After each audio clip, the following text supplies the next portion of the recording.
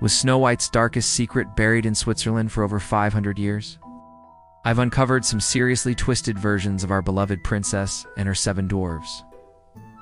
Stories so dark, Disney wouldn't touch them with a 10-foot magic wand. Hey there, mystery lovers. I'm Echo, your time-traveling guide who's been hopping through centuries collecting the universe's most twisted tales. I once got chased by angry dwarves through the Black Forest in 1542. Trust me, they're not as friendly as Disney made them seem. Today we're diving into Snow White origins that'll make you question everything you thought you knew about fairy tales. Think you know Snow White, that sweet innocent girl, and 7 helpful dwarves? And the evil queen with the magic mirror? Well, buckle up, because I've dug up some seriously messed up versions that Disney couldn't touch with a 10-foot magic wand. We're talking about tales so dark, so twisted, they make modern horror movies look like bedtime stories. I've spent 3,000 years traveling through time, and let me tell you, the original Snow White stories are absolutely wild. I'm talking about versions where the dwarves get brutally murdered, where sister wives share the same husband, and where the evil queen's death is so graphic it would make Stephen King blush. These aren't your grandmother's fairy tales. These are the raw, unfiltered stories that inspired one of the world's most beloved animated films. Today we're exploring 2 particularly twisted versions that'll blow your mind. First, we've got a Swiss tale that's so bloody and chaotic, it reads like a medieval crime scene report. Then we're diving into a Scottish story that features polygamy, poisoned wine, and a death so poetic it belongs in Shakespeare. Mind blown already? So smash that like button because we're about to time travel into some seriously dark territory. I promise you'll never look at Snow White the same way again. Are you ready to discover what really happened? Our first stop takes us to the border between Switzerland and Germany, around the 16th century. I've been to this exact spot, and let me tell you, the Black Forest is no joke. The Swiss version of Snow White is called the 7 Beds. It's honestly the most chaotic fairy tale I've ever encountered. History's got more twists than a time vortex, and this one's a doozy. Picture this. 7 dwarves living peacefully in their little house, minding their own business, mining precious gems during the day, and debating their beauty at night. Sounds familiar, right? No wrong. These dwarves are about to face a nightmare that makes the huntsman's betrayal look like a friendly pat on the back. One fateful evening, while they're enjoying dinner and comparing their daily gem haul, there's a knock at the door. The first time in their lives, they have a visitor. A gorgeous 19-year-old woman who's lost in the forest. She's not running from any evil stepmother. She's not fleeing a magic mirror's prophecy. She's just lost and needs shelter for the night. Here's where things get interesting. The house only has 7 beds, and these dwarves refuse to share with each other. So who gets to bunk with the beautiful stranger? An argument breaks out immediately. One dwarf claims he should get the honor because he brought back the most gems that day. Another argues that since he's the tallest and thinnest, he has the most room in his bed. The eldest dwarf, let's call him Julian, basically says screw you guys, and whisks the girl over to his bed. But before he can, secure the payload, there's another knock at the door. I've seen weirder timing in the Bronze Age, but this was pretty bad luck. The mysterious maiden volunteers to answer the door, and the dwarves let her. Figuring worst-case scenario, whoever was chasing her through the forest had finally caught up. But surprise, it's another lost girl, also requesting shelter for the night. Myth or conspiracy? Comment below. Now here's where our Snow White makes a fatal mistake. Instead of being welcoming, she tells the second girl that all 7 beds are taken by the 7 dwarves and slams the door in her face. This pisses off the beggar lady. She starts thinking, if there are 7 beds for 7 dwarves, but only 1 woman inside, that means she's sleeping with all of them. The universe loves a good prank, and this beggar lady couldn't just mind her own business. While wandering through the forest, she runs into 2 vagabonds and tells them about this isolated house full of dwarves who mine precious jewels all day and would be sound asleep after their evening orgy. I once met a robber in medieval England who had the same business model. That very night, the beggar lady returns with the 2 men. They kick down the door and massacre all 7 dwarves. Seriously, this isn't Disney's version where everyone gets a happy ending. This is a straight-up slaughterfest. The vagabonds bury the dwarves in the backyard, which was oddly respectful considering they just committed mass murder. But hey, it took half the time because, they're dwarves. They ransack the house for precious jewels, but here's the kicker. They never find the maiden. To this day, no one knows what happened to her. Did she escape? Did she get kidnapped? Did she fall into a time vortex? The story just ends. Now, some people might struggle with the moral of this Swiss tale. But after 7,000 years of studying folklore and mythology across different timelines, I can tell you the lesson is crystal clear.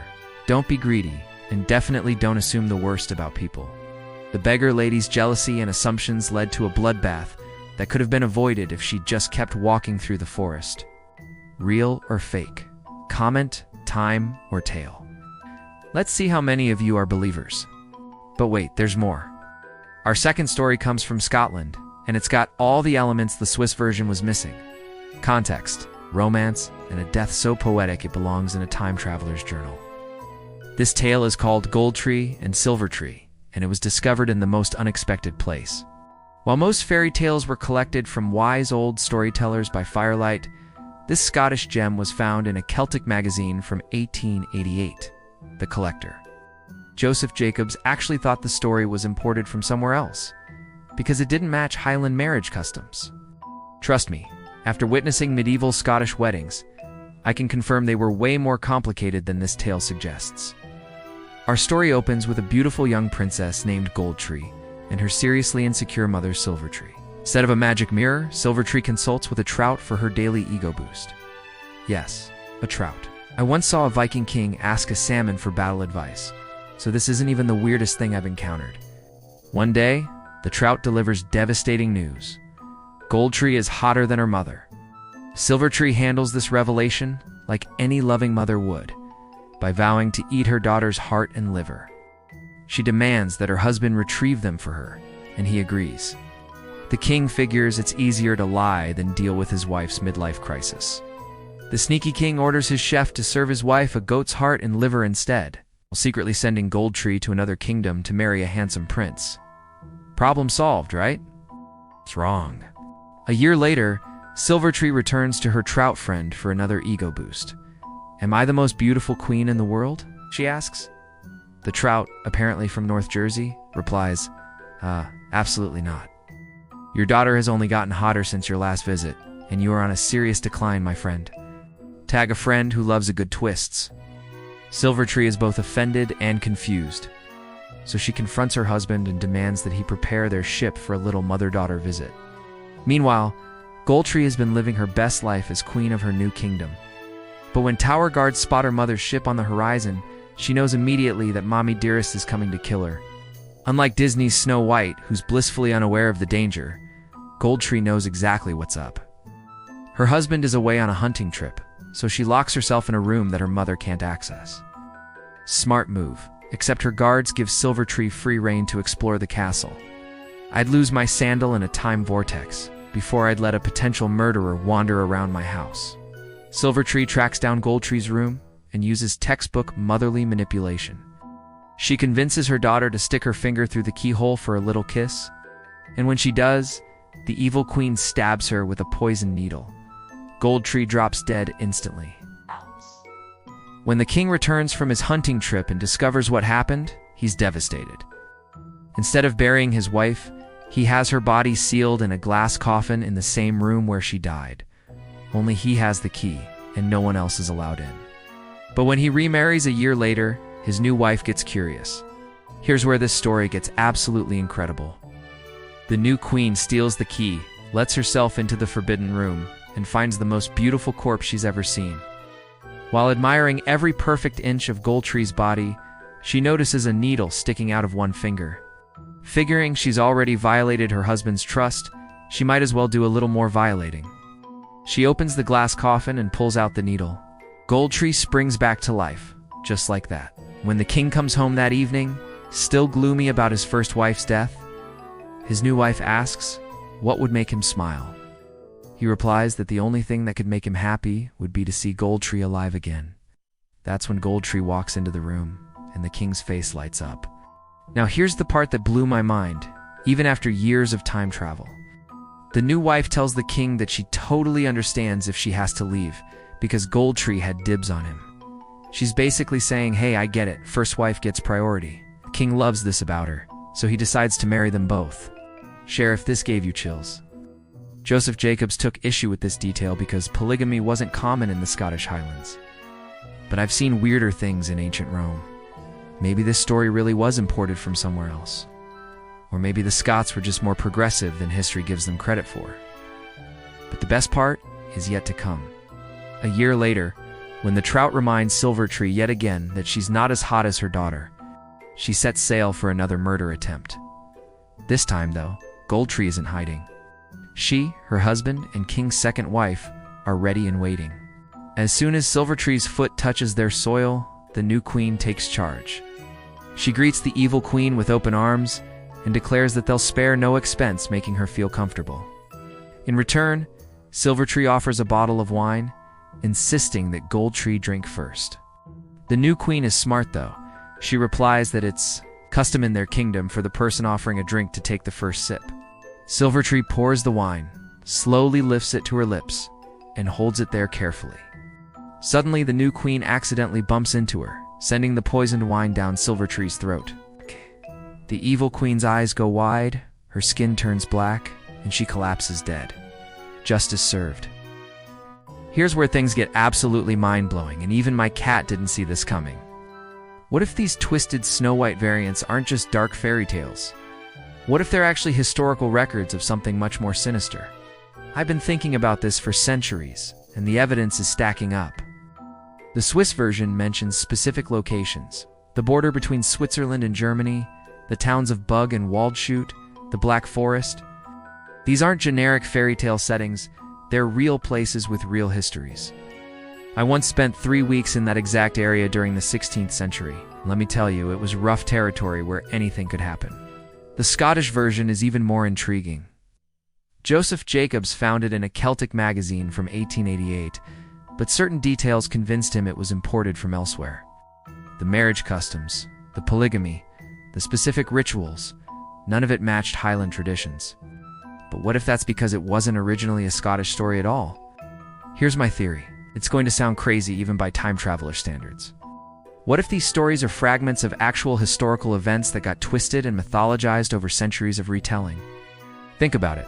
The Swiss version reads like a police report. 7 miners living in an isolated house, a mysterious woman seeking shelter, a beggar lady who spreads rumors to vagabonds who commit mass murder for jewels. Remove the fairy tale elements, and you've got a realistic crime that could have happened anywhere in medieval Europe. The Scottish version is even more compelling. The political intrigue, the arranged marriages, the poisoned wine. This stuff was happening in royal courts across Europe for centuries. I witnessed similar plots in medieval England, Renaissance Italy, and ancient Byzantium. The cosmos just pulled a fast one on us by disguising historical records as fairy tales. But here's the kicker that'll really blow your mind. I was researching in a monastery library in 12th century France when I discovered a manuscript fragment that mentioned a golden tree, princess who married to husbands and defeated her mother with wine of justice. The document was heavily damaged, but it was clearly describing real people, not fictional characters. I once saw a scribe in medieval Germany copying stories from traveling merchants and troubadours. He told me that the best way to preserve dangerous truths was to disguise them as entertainment. People remember stories better than facts, he said, and they're more likely to repeat them. What if that's exactly what happened with these Snow White variants? The universe loves a good prank, and this might be the ultimate one. We've been treating these tales as fantasy when they might actually be some of the oldest true crime stories in human history. The dark details, the specific locations, the realistic human motivations, it all points to real events that got mythologized over time. Even ancient scribes couldn't make this up because they didn't have to. They were recording actual events, real people, genuine historical incidents that were too scandalous or dangerous to document directly. So they disguised them as fairy tales, and we've been missing the point for centuries. So here we are at the end of another mind-bending journey through time and mystery. Was Snow White just a sweet fairy tale? Or were these dark variants actually preserving historical truths that someone desperately wanted to remember? After 3,000 years of time travel, I've learned that the most incredible stories are often the ones hiding in plain sight.